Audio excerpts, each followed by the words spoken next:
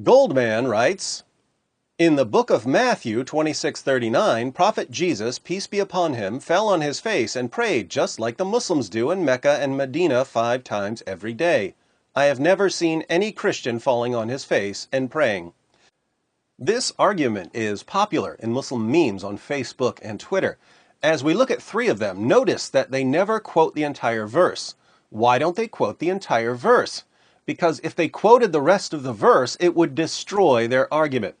So, here's a picture of a Muslim praying, and we read at the bottom, and he, Jesus, went a little farther and fell on his face and prayed. Rest of the verse omitted, Matthew 26:39. This is meant to show that Jesus prayed like a Muslim, and that he must have been a Muslim, and that followers of Jesus should therefore convert to Islam. Now for my response. Hi, Goldman. You've never seen a Christian praying on his face because Jesus commanded his followers, when you pray, you are not to be like the hypocrites, for they love to stand and pray in the synagogues and on the street corners so that they may be seen by men. Truly I say to you, they have their reward in full. But you, when you pray, go into your inner room, close your door, and pray to your Father who is in secret, and your Father who sees what is done in secret will reward you. Matthew 6:5-6. Notice that this is the same book you just cited to show that Jesus prayed like Muslims. Muslims pray in the open so that you may be seen by men. Jesus condemns your prayers.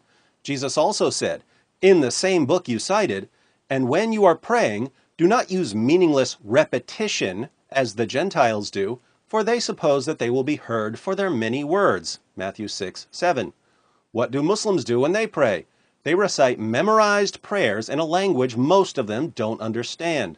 Even more hilarious, the exact verse you cited condemns you. And here's why Muslims never quote the entire verse when they use this argument.